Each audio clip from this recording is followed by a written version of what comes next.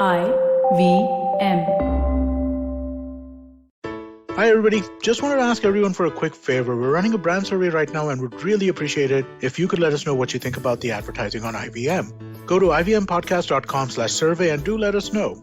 As part of this, we'll be selecting 10 random participants and sending them some IVM swag, so do fill out those surveys.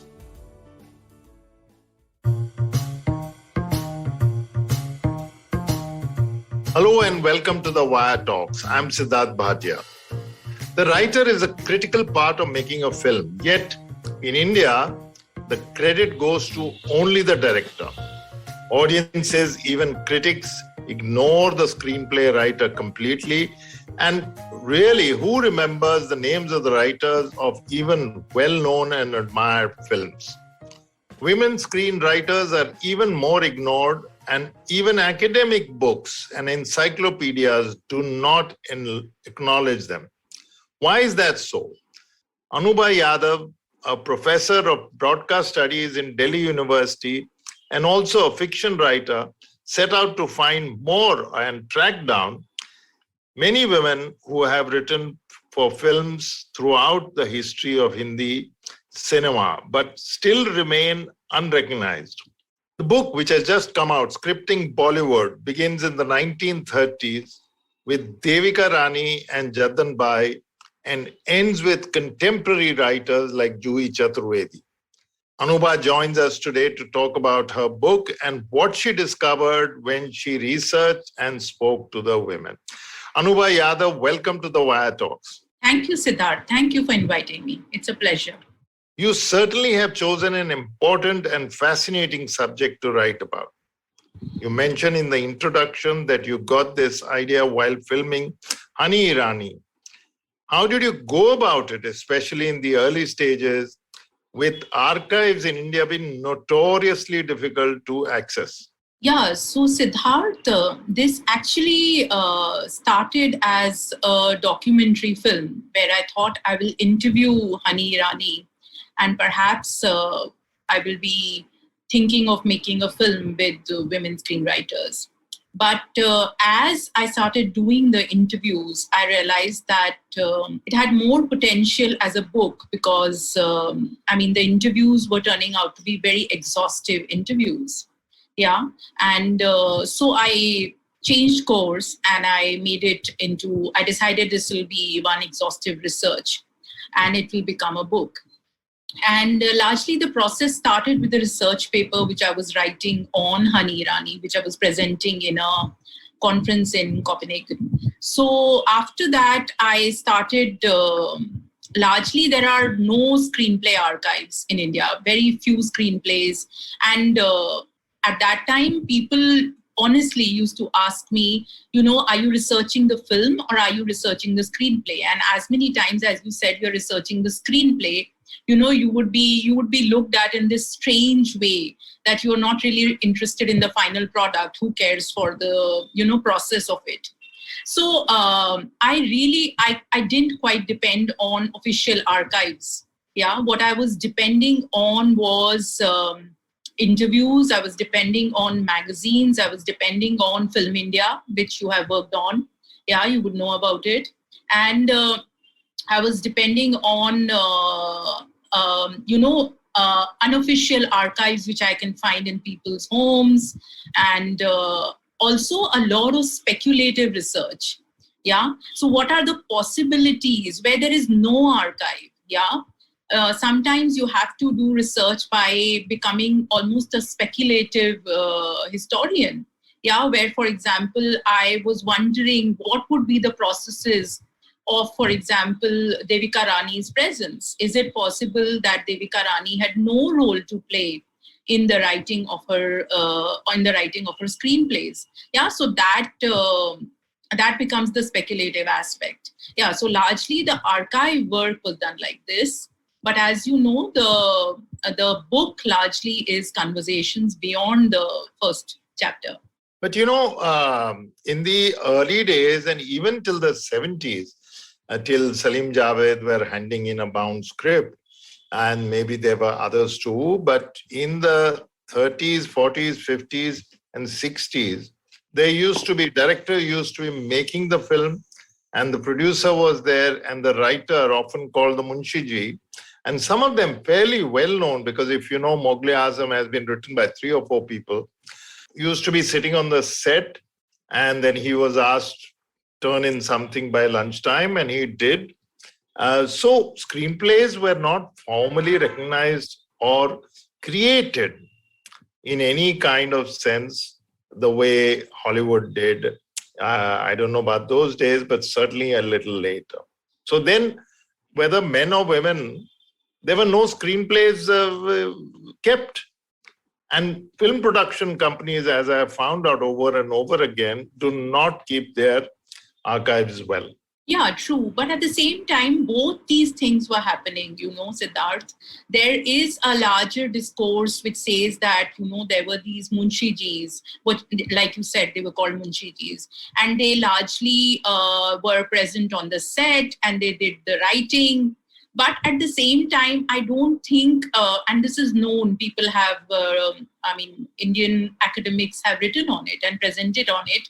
It's not really known that there was no transnational borrowing even as to screenwriting. Yeah, so there was a known presence of how Hollywood was working. And on one side, as there were these oral screenplay work culture there was also a work culture which if you read through the magazines, you come to know in the comments on the side that, there are adaptations happening, there is thinking happening, there is written scripts that are there. Yeah, there are separate dialogue writers to which the scripts are going. So this whole, I think we overfound this assertion, that, everything was happening orally and therefore perhaps, it was not as organized industry. Yeah, but I don't think it's true. For example, we know that Bombay Talkies worked in a very streamlined way. Yeah, so it's very unlikely that, and it had a separate screenplay department. Yeah, so it's very unlikely that they didn't have very specialized bound scripts. Yeah, and this Bombay Talkies, we are talking 1940s. So if you read, so I don't think this whole idea and this whole assertion that the whole thing was happening orally, I think there is a lot that is to be researched as to the presence of actual written material also, because that was also happening. The second thing is whether the scriptwriter and the director, especially in the more acknowledged directors, serious directors, and certainly in the case of Devika Rani, who was a very influential figure in Bombay Talkies and ran it later, and Ismat Chughtai, who worked closely with her husband, Shahid Latif, who was the director of many of her films, and vice versa. So it was a kind of cooperative effort.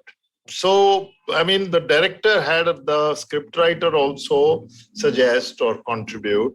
And I've heard and maybe even read, but I've certainly heard from people who knew her that Ismat Chughtai used to, person who told me and put it in quotes, interfere with Shahid Latif's work. So it was a cooperative venture. Right. And when you consider that nobody kept any kind of records, forget scripts, even posters and stills are impossible to find, old ones.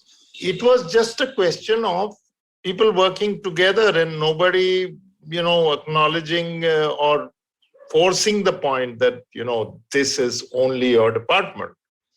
So there is no way scripts could have been kept in those days. I'm not saying that this is in any way explains the lack of archive, but this is a reality, at least in the early days. Later on, you've had directors and this whole idea that the director is the artist completely negate every other department. Who remembers even the songwriters and the dance directors of so many films? So wouldn't you say that this is understandable in a sense? You mean the invisibility of the screenwriter? Well, invisibility, I think, is too strong a word. That the fact that, and so also erasure, but the fact remains that the scriptwriter contributed and the director drew something from the scriptwriter, and the scriptwriter also added something to the director in his work. So in that sense, it's a completely cooperative effort. Yeah, that collaborative filmmaking itself is a collaborative effort. Yeah, it is a art practice that it's one of the, I think it's a highly collaborative art practice, unlike any other art practice, perhaps. Yeah. So that is unsaid and true. And the larger, as you said, authorship goes to the director, and finally, some believe that the vision is of the director at the end. Yeah. So as to your question of, is this situation somewhat unique? I think invariably it is, because of the very intense nature of the collaboration and how the film starts. Where does a film start? Largely the film starts with the inception of an idea. Your choreographer will come late. Your lyric writer will come at a different point. Your playback singer will come at a different point, and they have very different roles. Yeah. But then a scriptwriter kind of starts from the seed. Yeah. And takes it all the way till the point where the director takes over. And if the director likes it, is also there on the set. Yeah. Which now sometimes is happening and sometimes it doesn't. So in this situation where the collaborative practice starts with the screenwriter, yeah, but at the same time, I mean, not only do we not have any evidence of those archives, we also don't have any presence of these creators. I mean, look at our, like you would have read in some of the interviews, the way screenwriters are treated is dismal. Yeah. I mean, the awards ceremony or any other formal structures, the payments, and you can just give away the draft to someone else with no authorship, no control. Yeah. So there are various issues. And within that, there is this gendered idea of the presence of women. Now, you know that the structures of the Bombay film industry are deeply feudal patriarchal structures. And the industry works in a certain way. So it has always been a challenge to survive for women within the industry. So when you have a screenwriter who's anyway on the margins, now I think it becomes a very interesting question then, that how does this industry give authorship, treat in pay structures, in terms of copyright, etc., etc. What is this industry doing to women screenwriters? I think the answer is out there, because the fact that we don't know about the work of so many of them, yeah, including Ismat Chugtai, who has done what? Yeah, about 13 films. Yeah, but we hardly know anything about the 13 films. And I was told by her nephew, even now the screenplays are not traceable. Yeah, you know, imagine what gold that would be. And my heart breaks when I think about it. So I think there is something very systemic happening here. Yeah, as to this silence and this invisibility, quote unquote. Yeah, so which needs thought and addressal. So you mentioned a very interesting phrase, speculative history, especially where the actual protagonists were not accessible or alive. So researchers have to fill the gaps, draw their own conclusions. But are you suggesting that the women screenwriters, like the big names, Chugtai or Sai Paranjpe, I'll tell you why I'm mentioning them, had no agency at all? Because Chugtai says, or she's thought to have said that, you know, this is not my real work. I can't be seen merely as a film writer. And I want to get back to literary writing. She kind of withdrew. In Sai Paranjpe case, she clearly says she had she took a 15-year sabbatical from film. So it was their decision. Yeah, but the decision was in the background of certain structures that were working. I mean, Sai herself has said that funding was very difficult. Yeah, now I'm not saying funding is not difficult for other directors and screenwriters. Yeah. But there is a specific reference of survival which is gendered. Yeah. Of course, they have agency, and it is that agency which is making them go this far also. Yeah. And I mean, all these screenwriters have done very well and have asserted, and therefore they have created these wonderful works. So I'm not dismissing or discounting their agency, of course not, but I am reflecting on the larger ecology that is there in the industry and how that ecology operates in various ways in kind of creating structures which some enable and disable their work. I mean, sometimes they also enable their work. Is it a case of, and you may find this slightly provocative, is it a case of an academic applying, shall we say, modern academic or in quotes, ideological standards to bring to bear on those, because after all, you didn't have those people around to talk to or anyone close to them really, to suggest certain things and to reach certain conclusions. Yeah, but I mean, when you talk, so you are obviously talking in the context of speculative history, yeah? Correct. So when you're talking about speculative history, I mean, in the particular reference of speculative history, what are the kind of inferences you could draw very tentatively, yeah? And the book only hints at them. So one conclusion, as you know, was I'm hinting because of the letter that was written by Ratanbai and the fact that she had her own production house called Star Productions, under which she produced those films. She wanted to act in those films. Yeah, so commonsensically speaking, she would have certain, and she was the star of those films. She was the principal actor in those films.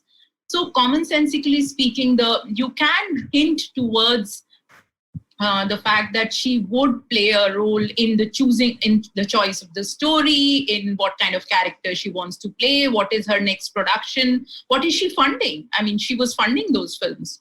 Yeah, but at the same time, there is a point at which you have to leave that.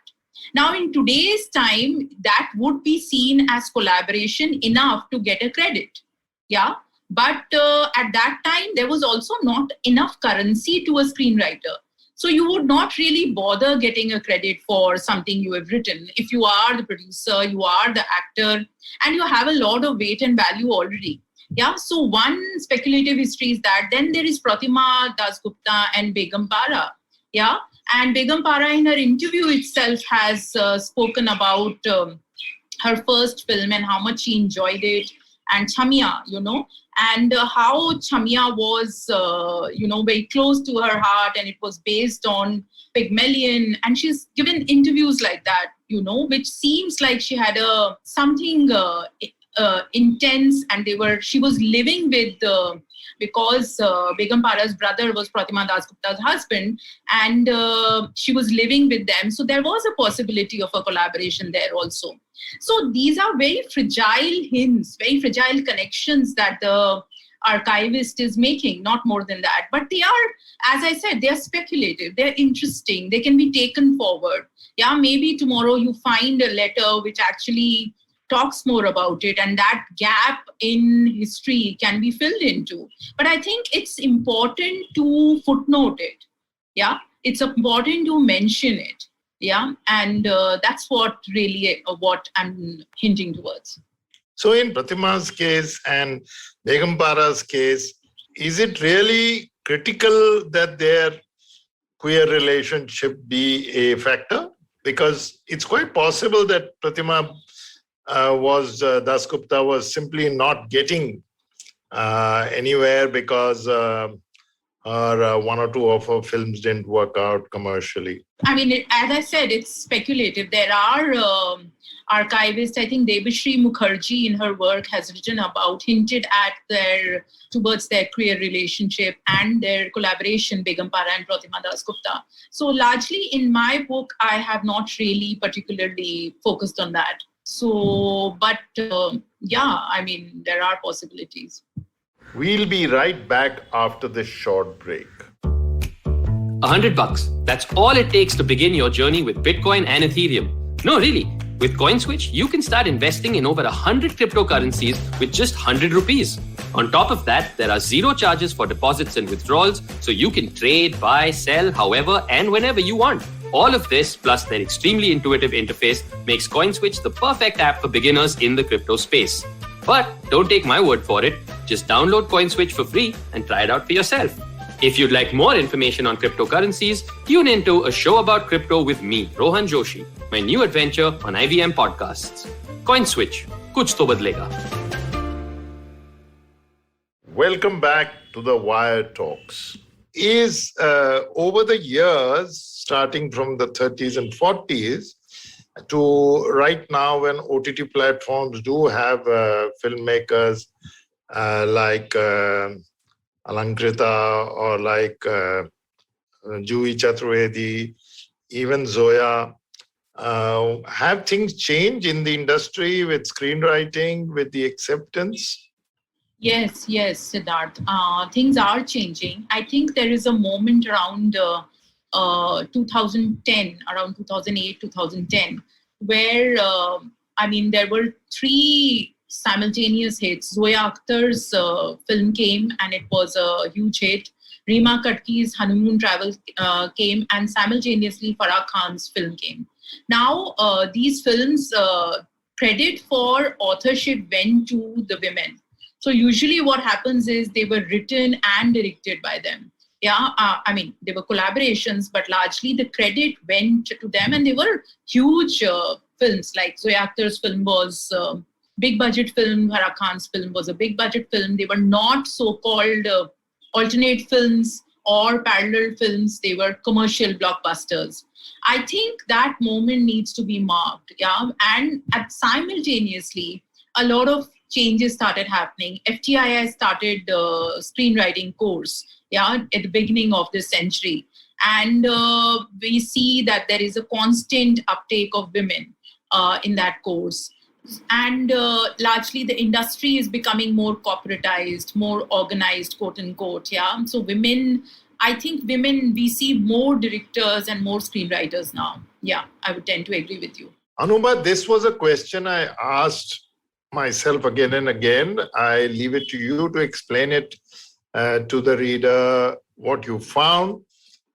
Do you think that women bring a certain sensitivity to the film, especially to the female characters? Is there woman's gaze? Because, if you look at something like Zindagi Na Mile Dobara, it's a fairly straightforward kind of film. She's making a blockbuster. But if you look at Bombay Begums, then there is a certain emphasis on women characters. In fact, most of them are leading characters, the lives it centers around. So is there something special? I won't subscribe to the view that the gaze itself is it's totally gendered. It's absolutely gendered. No, I wouldn't say that. Yeah. So just to explain, so what am I saying? So is the experience gendered? Yeah. The experience is somewhat gendered. Yeah. So, but that experience of being a woman living in a certain context, of course, brings a certain insight, which you as a man have a somewhat different experience because your context defined by your gender is there. But is that the only context we live in? No, of course. We have our caste, we have our class, we have our family. We have so many other contexts through which we become creators. Yeah. So I do think that our experience defines ourselves, and one part of that is gender. So of course, you would ask me if there is a broad common denominator within which that experience is there for women, I would say yes. But then that becomes intersectional, and there are overlaps that happen all the time.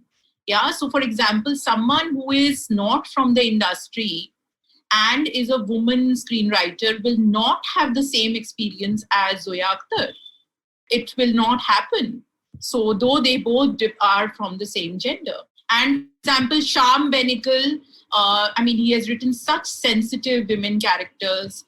Or if you look at the work of Varun Grover, who wrote like Dam Laga Ke Haisha, Dam Laga Ke Haisha, which has been written. That's such an interesting film with such interesting men and women written, yeah. So I would say it largely depends more on your experience and somewhat is defined by your a very gendered kind of gaze. So, of course, there is overall one of the parts of the context you mentioned is the overall question of privilege, which gets you a foot in the door, and people who have come from, well, in quotes, nowhere, have to struggle that much more, isn't it? Absolutely, Siddharth. Absolutely, independent of gender. There is a struggle outside those intersections also. Yeah. So, yeah, I will agree with you. But then, if you would ask me that if there are two people who come from film families, yeah, who is more empowered? I think if they are both from film families, then someone who is not from a privileged gender, which is men, they would have considerable more power than the woman.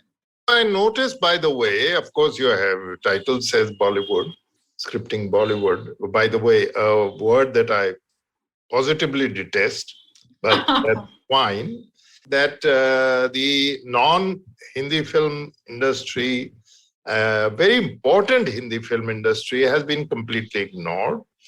Bengali, Malayalam, Tamil, Telugu, which is actually speaking the biggest, even Assamese, and Marathi now more and more. So it has been, it's not there. And even important Hindi names are not there. Though, of course, I think it's a great thing that you have unearthed Sai, who are kind of relegated now to the past in some ways, though Sai is very much around. These names have been neglected. So on both fronts, what is the real reason? As to choosing of people, I wanted to cover, I don't think this is an encyclopedic work, yeah? So this is not an attempt to create an encyclopedia of all women screenwriters. I'm aware that some names are not there. For example, we do not have Achla Nagar, who has done some really important work. We do not have Aruna Raje, yeah. And largely, I was focusing on, when it comes to conversations, I was focusing on at least having 2 to 3 people from every decade. Now, a few of them were not available when I was doing these interviews. Some actually said no. Some were not available, and due to persistent trying also, their availability was not there. So there were many considerations, and therefore this book became what it became. As to the language, I do hope someone does that work, Siddharth. As I say, this book is only focusing on Hindustani/Hindi language and Bombay cinema. But language is a very important part of studying screenwriting. And I didn't really, I don't think I had the resources, language resources, and B, I think there are, like rightly you said, there is a lot of work that is needed in language cinema, Tamil, Malayalam, etc., etc. And I hope someone will do it. But I do think it's very important that you know the language, yeah, when you are studying at least the screenwriting practice. I think it's important. So I can't be that person as much as I would want to. So if you're saying that the trajectory has changed from the 40s to now, and there is an environment which accepts screenwriters to begin with and women screenwriters, again, I'm thinking of people like Alankrita, who's written some interesting work. And I don't know whether she is viewed as a kind of, woman writer, but certainly what she's producing has had an impact. Where do you see it going over the next few years? I mean, let's just speculate, as you say. I just hope there are more women screenwriters. And considering now the writers' room have come up, and I think the ecology of cinema itself post the pandemic will change drastically. Yeah, we really need to wait and watch Siddharth, because there are many questions now. What will happen to going and watching a film? Will theaters have the same kind of importance? Yeah, or will the middle class and the upper middle class largely choose to stay at home and watch on their big screens? Will going and watching cinema become this exclusive exercise? Will web series and this larger form that has come to stay, and will we be watching eclectic forms rise? But at the same time, at the moment, what I'm seeing is I'm seeing many more women, and they are not really there in writers' room because of tokenism. Yeah, there is a larger awareness in the production companies, and I think we are getting there. So where, I don't know about speculation, but in another 10 years, where I want to be is in a space which is gender fluid. Yeah. And money is equal, because I know even today women are not being paid equal to men. So if you produce 3 hits and I produce 3 hits, you will be getting more money than me. Yeah, that's happening today also. There is a huge fight happening on credit also, which has been put in the book. I think the industry really needs to think on how there needs to be parity on these really important structural production-oriented issues. But I hope we'll get there. I really do. So, in fact, did you interview any men in the making of this book to find out what they think? Not really. I mean, I spoke to them. I keep speaking with them. Some are friends. But they were not really interviewed for the book. Yeah. Because they may have a perspective and they may say it's changing, but why should it, or whatever. Sure. I'm sure everybody has a perspective, but like I said, I had a lens and I was choosing to focus on women screenwriters. And I was talking to a screenwriter who was telling me, senior screenwriter, male screenwriter, and he was telling me, but then what about men? We also have things to say. And I was like, yeah, someone needs to write that book, surely. Ironically, your writer, the forward writer, Anjum, is a man. Sure. And we met in early 2000, and he has been very supportive of this project. And I think that itself is enough evidence that this work was needed. Anyway, that is something that we all hope and we all look forward to, because for those people, and I find audiences are also the multiplex OTT audience is also changing. Young people in urban and maybe semi-urban and elsewhere are changing. So I hope what you said comes through. But I must say that the interview I enjoyed the most, and that perhaps comes because of her sheer intellectual weight, is Shama Zaidis, because she says that the entire web series idea and presentation and the way we consume it. Excuse me. Oh, sorry. I don't know what's happening. Oh, excuse me. I'll have to wait for a couple of minutes. Yes, please.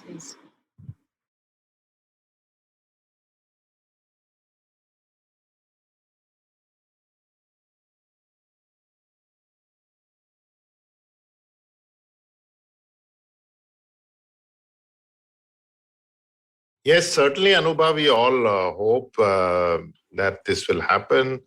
Audiences, young people are, and even older people are changing their attitudes.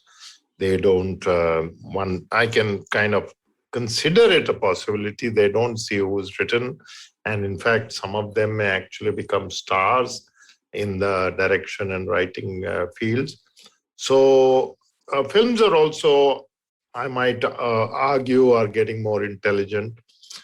But Shama Zaidi, which was my favorite interview because of her intellectual heft, says it very nicely that watching something like Sacred Games or a series is an entirely different way to consume a film, because you can do it alone and you can go back and forth, and you can start with the first episode and go directly to the final episode and then fill in the gaps and watch all of them. So that will certainly play a role. As you said, the whole film business is altering. I think the big production companies and directors and blockbuster financiers have to consider that people will not come in cinemas for a very long time, and that they may have to change the model of paying 80 crores or 60 crores or whatever they pay to the star. So thank you very much. Thank you. Thank you for having me, Siddharth. Thank you very much. This was, I felt a very, very vital subject which deserved extra attention. And I'm glad that books on cinema, books about cinematic history, in my own limited, I'm not a film expert by any means, but I like to write about popular history. And hopefully more interesting books on film subjects and archival books start coming out. So thank you for joining us on this podcast.